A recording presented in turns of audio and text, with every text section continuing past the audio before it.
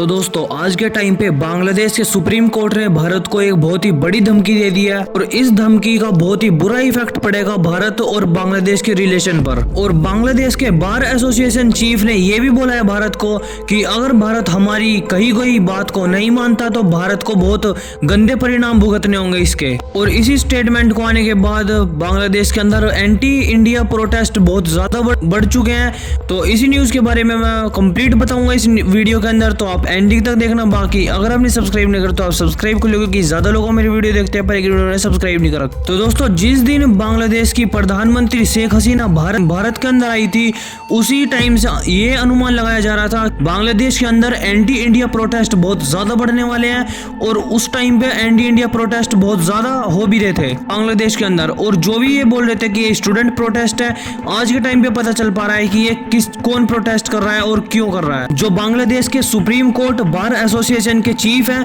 उन्होंने भारत को ये धमकी दी है कि जल्द से जल्द शेख हसीना को तुम अरेस्ट करो और शेख हसीना को अरेस्ट करने के बाद हमें सौंप दो, वरना भारत के और जो बांग्लादेश के रिलेशन है वो बहुत ज्यादा खराब हो सकते हैं। और फिर बाद में ये मत बोलना कि हमारे तो रिलेशन बिगड़ गए बांग्लादेश के साथ। और बांग्लादेश के अंदर कुछ ऐसे लोग भी हैं जो एंटी इंडिया प्रोटेस्ट कर रहे हैं और वो ऐसा बोल रहे हैं कि भारत ने शेख हसीना को बचा के बहुत बड़ी गलती कर दी है। यानी कि भारत आज के टाइम पे शेख हसीना का बहुत ज्यादा सपोर्टर है और भारत की बहुत गंदी छवि बनाई जा रही है आज के टाइम पे बांग्लादेशियों के अंदर।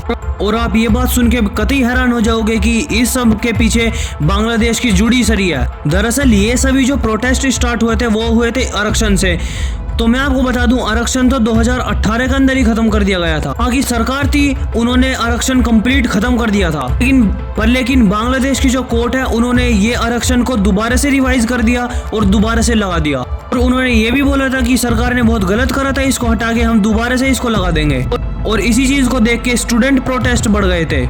और उसी के बाद जो बांग्लादेश के अंदर जमात इस्लाम के स्टूडेंट विंग है उन्होंने इस प्रोटेस्ट के अंदर आग में घी डालने का काम कर दिया। और जितने भी बांग्लादेश के स्टूडेंट थे उनको भड़काते रहे, जो कि एक टाइम पे पीस प्रोटेस्ट कर रहे थे वो उसको एग्रेसिवली उन्होंने पुश करा। बहुत लार्ज नंबर पे फिर सारे स्टूडेंट प्रोटेस्ट करने लगे पूरे बांग्लादेश के अंदर। और आप ये भी देख सकते हो कि जो बांग्लादेश की जुडिशरी है वो शेख हसीना के खिलाफ इतनी ज्यादा हो चुकी है आज के टाइम पे। शेख हसीना का कोई इन्वॉल्वमेंट नहीं है बांग्लादेश के अंदर, पर फिर भी वो चाहते हैं कि शेख हसीना को अरेस्ट करो और भारत से बांग्लादेश के अंदर लेके आओ और फिर हम सारा गुस्सा उतारेंगे शेख हसीना के ऊपर। और वो शेख हसीना को कतई जनता के पास सौंपना चाहती हैं। और अगर भारत ऐसा करता भी है कि शेख हसीना को अरेस्ट करने के बाद बांग्लादेश को सौंप देता है तो एक तरीके से बांग्लादेश की आम पब्लिक के हाथ में होगा, क्योंकि फिर शेख हसीना को वो कतई जिंदा नहीं छोड़ने वाली। और उसके बावजूद भी बांग्लादेश की जो जुडिशरी है वो भारत से ये बोल रही है कि शेख हसीना को जल्द से जल्द अरेस्ट करके हमारे हाथ में सौंप दो। और आज के टाइम पे भारत को जल्द से जल्द डिसीजन बनाना होगा कि शेख हसीना का हमें क्या करना है,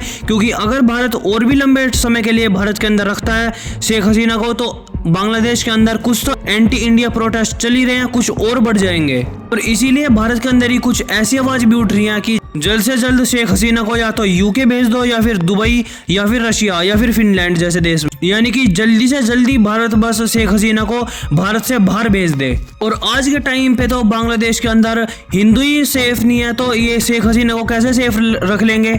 और यही सबसे बड़ी उलझन हो रही है आज के टाइम पे भारत के लिए कि शेख हसीना को हम भारत में रखें या दूसरे देश के अंदर भेज दें या फिर बांग्लादेश के अंदर ही भेज दें वापस। बाकी इस न्यूज के ऊपर आपका क्या व्यू पॉइंट है वो कमेंट सेक्शन में जरूर बताना। बाकी अगर आपने सब्सक्राइब नहीं करा तो आप सब्सक्राइब कर लो, क्योंकि ऐसी न्यूज से रिलेटेड मैं वीडियो बनाता रहता हूँ।